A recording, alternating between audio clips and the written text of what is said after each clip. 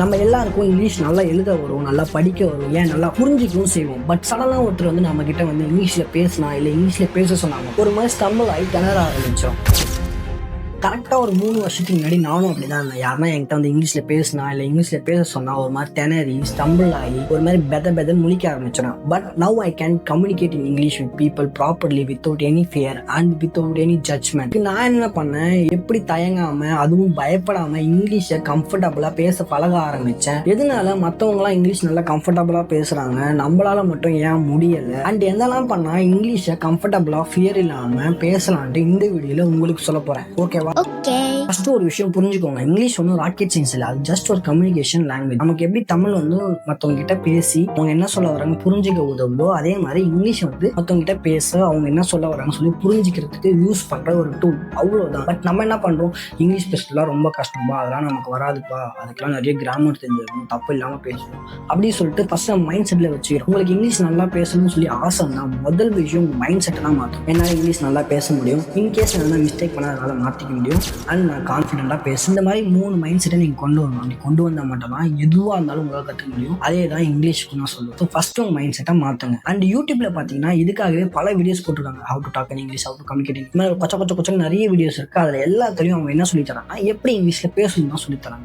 என்னை பொறுத்த வரைக்கும் எந்த ப்ராப்ளமாக இருந்தாலும் அதோட சொல்யூஷன் கண்டுபிடிக்கிறதுக்கு முன்னாடி அந்த ப்ராப்ளம் எதனால வருதுன்னு தெரிஞ்சுக்கணும். அப்படி தெரிஞ்சுக்கிட்டீங்கன்னா அந்த ப்ராப்ளத்தோட சொல்யூஷன் ஈஸியாக கண்டுபிடிக்கும். இதை நான் சொல்ல ஸ்டீவ் ஜாப்ஸ் சொல்றாரு, if you define the problem correctly you almost have the solution. அதாவது உங்களுக்கு என்ன ப்ராப்ளம் இருக்கு நீங்க தெரிஞ்சுக்கிட்டீங்கன்னா அதுக்கான சொல்யூஷன் ஈஸியா கண்டுபிடிச்சிடலாம். ஸோ முக்காவாசியான பேர் இங்க என்ன மிஸ்டேக் பண்றாங்கன்னா, அவங்க கிட்ட என்ன ப்ராப்ளம் இருக்குன்னே தெரியாம சொல்யூஷன் தேட ஆரம்பிக்கிறீங்க. அதனால நீங்க எத்தனை யூடியூப்ல வீடியோஸ் பார்த்தாலும் உங்களால அந்த ப்ரோக்ரஸை பார்க்க முடியாது. ஸோ இந்த வீடியோல நான் வந்து 2 செக்மெண்டா பிரிச்சிருக்கேன். முதல் செக்மெண்ட் வந்து எதனால நம்மளால இங்கிலீஷ் மற்றவங்க மாதிரி ஃப்ளூயண்டா பேச முடியல. ரெண்டாவது விஷயம் என்னென்னலாம் பண்ணா இங்கிலீஷை ஃப்ளூயண்டா பேசலாம்னு சொல்லிட்டு 2 பார்ட்டா பிரிச்சு.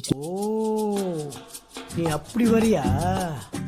முதல் விஷயமே நம்ம ஸ்கூலிங் சிஸ்டம் தான். நம்ம ஸ்கூலில் வந்து எப்படி இங்கிலீஷ் எழுதணும், எப்படி இங்கிலீஷ் படிக்கணும், கிராமர்னா என்ன, அந்த கிராமரை எங்கே யூஸ் பண்ணணும், இது மாதிரி எல்லாத்தையும் சொல்லித்தராங்க. பட் ரொம்ப ஃபண்டமெண்டலான ஒரு விஷயத்த சொல்லித்தர மறந்துடுறாங்க. இங்கிலீஷில் எப்படி திங்க் பண்ணணும், இங்கிலீஷில் எப்படி ஒருத்தர்கிட்ட பயம் இல்லாமல் பேசணும், அதுக்கப்புறம் இங்கிலீஷில் எப்படி ஒருத்தர்கிட்ட கான்வர்சேஷன் பில்ட் பண்ணணும், இது மாதிரி ரொம்ப முக்கியமான விஷயத்த சொல்லித்தர மறந்துடுறாங்க. அதனாலேயே இங்கே முக்கால்வாசி பேரால் இங்கிலீஷை பயம் இல்லாமல் கம்ஃபர்டபுளாக பேச முடியல. தமிழ் வந்து நம்ம ஈஸியாக பேசுவோம், ஏன்னா சின்னதுலேருந்தே பேச ஆரம்பிச்சதுனால நமக்கு வந்து தமிழ் ஈஸியாக வந்துடும். அதே மாதிரி நம்ம சின்னதுலேருந்தே வந்து இங்கிலீஷ் பேச பழக ஆரம்பிச்சோம்னா இங்கிலீஷ் ஈஸியாக வந்துருக்கும், நம்ம கஷ்டப்படவே தேவையில்ல, யார்கிட்ட பேசியிருக்கலாம். அவங்கள மட்டும் தப்பு சொல்லக்கூடாது. ஸ்கூல்ல நம்ம கிட்ட வந்து இங்கிலீஷ்ல பேசணும் என்ன பண்ணுவோம், அப்பதான் திமுறா நீங்களும் சரி நானும் சரி தமிழ்ல பேசுவோம். ஸோ இன்கேஸ் இது சின்ன பசங்க யாருன்னா பாக்குறீங்கன்னா இப்பத்துல இருந்து இங்கிலீஷ் பேச பழகுங்க. அப்பதான் உங்களுக்கு வந்து ஃபியூச்சர்ல வந்து பயம் இல்லாம கம்ஃபர்டபுளா பேச முடியும்.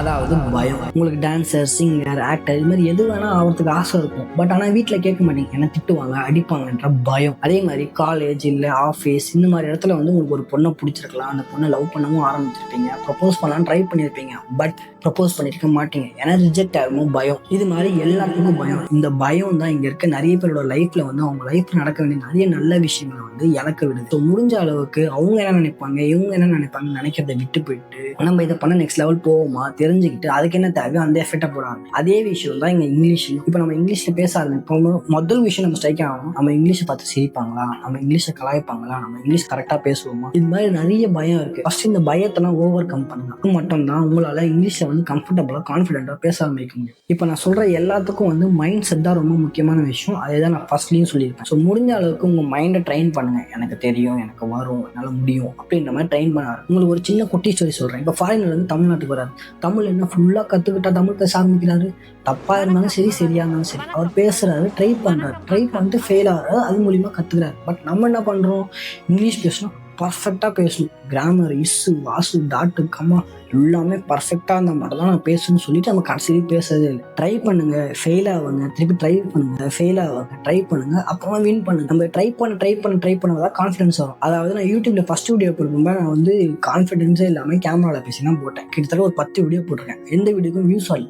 பட் இந்த வீடியோ மேக் பண்ணுறேன், எனக்கு யூடியூபர் ஆகணும்னு ஆசை. ஸோ அதனால வந்து ட்ரை ஃபெயில் எல்லாமே ட்ரையல் அண்ட் எரர் தான். இன்கேஸ் உங்களுக்கு இங்கிலீஷ் நல்லா பேசணும், படிக்கணும், எனக்கு வந்து நல்ல வேலைக்கு போகணும்னு ஆசை இருந்துச்சுன்னா பயத்தை விடுங்க, மைண்ட் செட்டை மாற்றுங்க. இப்போ இதுக்கப்புறம் என்னென்ன ஸ்டெப்லாம் ஃபாலோ பண்ணால் உங்களால் என்ன மாதிரி இங்கிலீஷில் கம்ஃபர்டபுளாக ஒரு ஆள்கிட்ட பயம் இல்லாமல் பேச முடியும்னு சொல்லிட்டு 5 ஸ்டெப்பாக பிரித்து வச்சிருக்கேன். ஸோ அந்த 5 ஸ்டெப்பை பார்ப்போம். இந்த 5 ஸ்டெப்பில் இந்த ஃபர்ஸ்ட் ஸ்டெப் தான் ரொம்ப முக்கியமான விஷயம். இந்த விஷயத்தை வந்து நீங்கள் இங்கிலீஷ் மட்டும் இல்லை எதுக்கு வேணால் யூஸ் பண்ணலாம், எல்லாத்துலேயும் ரிசல்ட் கொடுக்கும்.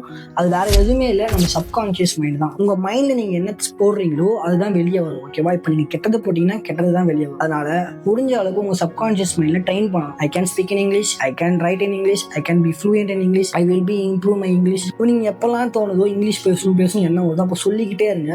சப்கான்ஷியஸ் மைண்டில் வந்து அது உள்ள டீப்பாக போயிட்டு உங்கள் மைண்டுக்கு வந்து ட்ரெயின் பண்ணுங்க. எனக்கு இங்கிலீஷ் தெரியும், எனக்கு இங்கிலீஷ் வரும், நாளைக்கு இங்கிலீஷ் பேச முடியும்னு சொல்லிட்டு சப்கான்ஷியஸ் மைண்டில் ட்ரெயின் ஆக உங்களால் ஈஸியாக இங்கிலீஷை வந்து ஓரளவுக்கு கம்ஃபர்டபுளாக பயம் இல்லாமல் பேச ஆரம்பிப்பீங்க. இது வெறும் இங்கிலீஷ் மட்டும் இல்லை, உங்கள் லைஃப்பில் எந்த கோலாக இருந்தாலும் அதை சக்ஸஸ் பண்ணி யூஸ் ஆகும். ஸோ முடிஞ்ச அளவுக்கு உங்கள் சப்கான்ஷியஸ் மைண்டில் I can do it, I can speak in English, I can be fluent in English அப்படின்னு சொல்லிட்டு போட்டுக்கிட்டே இருங்க. கண்டிப்பாக உங்கள் சப்கான்ஷியஸ் மைண்ட் ட்ரெயின் ஆகும். அதுக்கப்புறம் அந்த கீழே இருக்க ப்ராக்டிக்ஸ் டெய்லி ரெகுலர் ப்ராக்டிக்ஸ் பண்ண 90 டேஸில் நீங்களே கண்டிப்பாக வந்து இங்கிலீஷ் பேச ஆரம்பிச்சிருவீங்க. ரெண்டாவது விஷயம், அது வேறு எதுவுமே இல்லை, யோசிக்கிறதும் சரி எழுதுறதும் சரி இங்கிலீஷில் பண்ணணும். நம்ம எப்படி தமிழ் வந்து சின்னதுலேருந்தே எழுதுறதும் சரி யோசிக்கிறதும் சரி தமிழில் பழகிறதுனால நமக்கு தமிழ் எப்படி ஈஸியாக ஃப்ளூயண்ட்டாக வருதோ அதே மாதிரி நம்ம இங்கிலீஷ் வந்து ட்ரெயின் பண்ண போகிறோம். அதாவது யோசிக்கிறதும் இங்கிலீஷாக இருக்கணும், எழுதுறதும் இங்கிலீஷாக இருக்கணும். ப்ரோ நான் என்ன ப்ரோ எழுதுறது, என்ன ப்ரோ இங்கிலீஷில் திங்க் பண்ணுறேன்னா ஒரு பிரச்சனையும் இல்லை. நீங்கள் டெய்லியும் காலையிலேருந்து நைட்டு வரை என்ன நடக்குதோ அது தமிழில் மைண்டில் ஏற்றிக்கிட்டு அதை அப்படியே இங்கிலீஷில் டிரான்ஸ்லேட் பண்ணி இங்கிலீஷில் திங்க் பண்ண ஆரம்பித்து அப்படியே இங்கிலீஷில் எழுத ஆரம்பிங்க. டெய்லியும் ஜேர்னல் பண்ணுங்கள். ஸோ இந்த ஜேர்னல் வந்து ப்ராசஸ் ஆக உங்கள் மைண்டில் வந்து நிறைய இங்கிலீஷ் வேர்ட்ஸ் வந்து ரன் ஆக ஆரம்பிக்கும். ஒரு டே பை டே இன்க்ரீஸ் ஆக புது வேர்ட்ஸ் வந்து நீங்கள் தேடுவீங்க, புது வேர்ட்ஸ் வந்து ஆட் பண்ணுவீங்க. இது மூலியமா 2 to 3 வீக்ஸில் வந்து நீங்கள் ஈஸியாக இங்கிலீஷில் திங்க் பண்ண ஆரம்பிப்பீங்க. அதுக்கப்புறம் இங்கிலீஷ்லேயே எழுத ஆரம்பிப்பீங்க. ஸோ நம்ம என்ன திங்க் பண்ணுறோமோ நம்ம என்ன எழுதுகிறோமோ அதை வந்து நம்ம சப்கான்ஷியஸ் மைண்டில் வந்து ஏற ஆரம்பிக்கும். இங்கிலீஷ் வந்து உங்கள் பேக் ஆஃப் த மைண்டில் ஸ்டோர் ஆயிரும். ஸோ நெக்ஸ்ட் டைம் யாரும் உங்ககிட்ட வந்து இங்கிலீஷில் பேச போகும்போது ஈஸியாக உங்களுக்கு வந்து உங்கள் மைண்டில் சப்கான்ஷியஸ் மைண்டில் இருக்க வேர்ட்ஸ் வந்து ஈஸியாக உங்களுக்கு வந்து ஃப்ளோவாக வெளியே வரும். அதனால நீங்கள் வந்து இங்கிலீஷில் எழுத பழகுங்க, இங்கிலீஷ்லேயே யோசிக்க பழகுங்க. முடிஞ்ச அளவுக்கு இங்கிலீஷில் இருக்க வீடியோஸ் பாருங்கள். அதுக்கப்புறம் யூடியூப்பில் வந்து வீடியோஸ் பார்க்குறீங்கன்னா இங்கிலீஷில் பாருங்கள். அதுவும் இந்த வீடியோ முடிச்ச பிறகு இங்கிலீஷில் பாருங்கள். ஏன்னா வீடியோ முடிய போது முக்கியமான செக்மெண்ட்ல இருக்கும். கிரிக்கெட் மேட்ச் பாருங்க, இங்கிலீஷ் கமெண்ட்ரி பாருங்க, அதுக்கப்புறம் இங்கிலீஷ் பாட்காஸ்ட் பாருங்க, இங்கிலீஷ் மூவி பாருங்க. அதே மாதிரி இங்கிலீஷ்ல நிறைய பார்க்க ஆரம்பிங்க. ஸோ சப்கான்ஷியஸ் மைண்ட்ல இங்கிலீஷ் வந்து ஈஸியாக ஃப்ளோவா ஏறும். ஒரு எக்ஸாம்பிள் சொல்லலாம், இப்போ நம்ம ஒரு பாட்டு கேட்கறோம், அந்த பாட்டை நம்ம மனப்பாடம் பண்றோம், டெய்லி லிசன் பண்ண அந்த பாட்டு தன்னாலே மைண்ட்ல போய் சப்கான்ஷியஸ் மைண்ட் ஸ்டோர் ஆயிரும். ஸோ நெக்ஸ்ட் நம்ம வந்து அந்த பாட்டோட நம்ம பாடுவோம். அதே மாதிரி தான் இந்த இங்கிலீஷும். ஸோ நீங்க டெய்லி இங்கிலீஷை வந்து ஃபாலோ பண்ண ஆரம்பிச்சு அதே கன்சியூம் பண்ண ஆரம்பிச்சீங்கன்னா உங்களோட சப்கான்ஷியஸ் மைண்ட்ல வந்து இங்கிலீஷ் ஈஸியாக ஃப்ளோவா இருக்கும். இன்கேஸ் சடனாக யாருன்னா வந்து உங்ககிட்ட இங்கிலீஷ்ல பேசினா நீங்க தயங்காம இங்கிலீஷ்ல பேசுவீங்க. ஸோ ட்ரை பண்ணி பாருங்க. மூணாவது விஷயம், பர்ஃபெக்டான கிராமருக்கு வெயிட் பண்ணாதீங்க. நான் ஃபர்ஸ்ட் இங்கிலீஷ் பேச ஆரம்பிக்க போகும்போது இஸ் எங்க வரும், வாஸ் எதுக்கு போகணும், வேற எங்க வரும், ஹியா ஷியா. ஸோ பர்ஃபெக்டா இருக்க ட்ரை பண்ணி ஃபெயில் ஆகுங்க. அது மூலியமா லேர்ன் பண்ணுங்க. அதான் சொல்லுவேன். ஸோ பர்ஃபெக்டான டைம் வர வரை வெயிட் பண்ணாதீங்க. கிடைக்கிற டைம்லலாம் மிஸ்டேக்கா இருந்தாலும் சரி இங்கிலீஷ்ல பேசுங்க. உங்களுக்கு இங்கிலீஷ் ஈஸியா வரும், அதுக்கு நான் கேரண்டி. அண்ட் ஃபோர்த் விஷயம் பார்த்தீங்கன்னா உங்களுக்கு ஒரு பார்ட்னர் வேணும். அதாவது நம்ம தனியாக பேசலாம், ஓகேவா? தனியாக பேசுறது வந்து எந்த பிரச்சனையும் இல்லை. பட் நம்ம எதிர்க்க ஒருத்தர்கிட்ட பேச போகும்போது நம்ம என்ன தப்பு பண்றோம் சொல்லிட்டு ஈஸியாக கண்டுபிடிக்க முடியும். அதனால வந்து உங்க ஃப்ரெண்டு இல்லை உங்க ஃபேமிலியில இல்லை உங்க அம்மா அப்பா தங்கச்சி இது மாதிரி யாரா இருந்தாலும் ஒரு ஆளை பிடிச்சிக்கோங்க. இல்லை ப்ரோ எங்க வீட்டில் வந்து என் தங்கச்சி எல்லாம் கலாய்ப்பா, எங்க அம்மா வந்து இதை தப்பா பேசினா திட்டுவாங்க, இல்லை என் ஃப்ரெண்ட் எல்லாம் கலாய்ப்பா போடுவாங்க, ஒரு பிரச்சனையும் இல்லை. உங்ககிட்ட இது மாதிரி ஒரு ஃபோன் இருக்கும் கரெக்டா?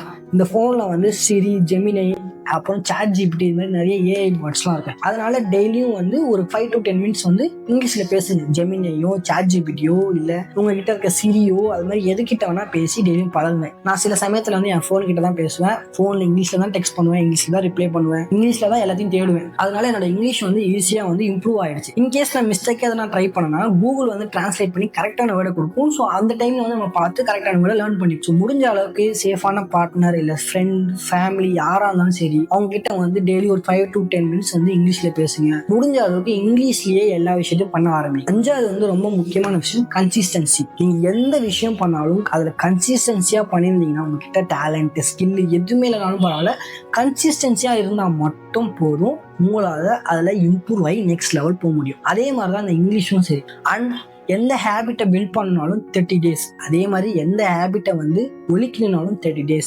ஸோ ஃபஸ்ட்டு ஒரு 30 days கஷ்டமாக தான் இருக்கும். டெய்லியும் கஷ்டப்பட்டு எப்படின்னு ட்ரை பண்ணி 30 days பேச ஆரம்பிங்க. ஈஸியாக கன்சிஸ்டன்ஸியாக வர ஆரம்பிக்கும். அதாவது உங்கள் லைஃப் சேஞ்ச் ஆகணும், நான் நெக்ஸ்ட் லெவல் போகணும், நான் நல்லா இங்கிலீஷ் பேசணும்னு நினச்சிங்கன்னா நீங்கள் தான் எஃபர்ட் போடணும். யூடியூப்பில் எத்தனை வீடியோ பார்த்தாலும் நாலேஜ் கிடைக்கும் தான், பட் நீங்கள் எஃபர்ட் போட்டால் மட்டும்தான் நெக்ஸ்ட் லெவல் போக முடியும். இங்கிலீஷில் பேச ஆரம்பிங்க, கான்ஃபிடன்ஸ் தன்னால் பின்னாடி வரும். இந்த வீடியோ பார்த்து உங்களுக்கு எதனா கொஞ்சம் அளவுக்கு, அதாவது சிறிதளவுக்கு வந்து உங்களுக்கு கான்ஃபிடன்ஸ் கிடைச்சிங்கன்னா கமெண்ட் செக்ஷனில் வந்து I will speak in English without fear சொல்லிட்டு கமெண்ட் பண்ணுங்கள். அது மூலிமா எனக்கு கொஞ்சம் கான்ஃபிடன்ஸ் கிடைக்கும் நெக்ஸ்ட் வீடியோவில் வந்து இன்னும் எஃபர்ட் போடுறதுக்கு. So stop waiting, start speaking. இதே மாதிரி நெக்ஸ்ட் வீடியோவில் வந்து இன்னும் யூஸ்ஃபுல்லான கண்டென்ட்டோட உங்கள்கிட்ட நான் பேச வரேன். ஸோ போயிட்டு வரேன். Bye by.